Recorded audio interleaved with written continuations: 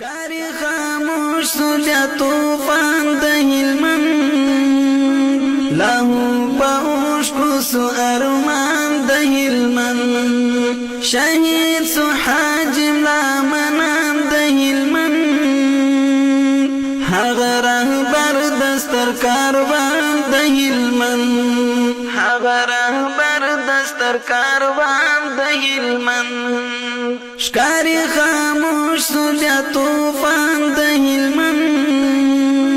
لاهو باوش کو سو ارمان د هلمند شهید سو حاجم لا منام د هلمند هغه رهبر دستر کاروان د هلمند هغه رهبر دستر کاروان د هلمند پاور لمبس والهیبتنا ددا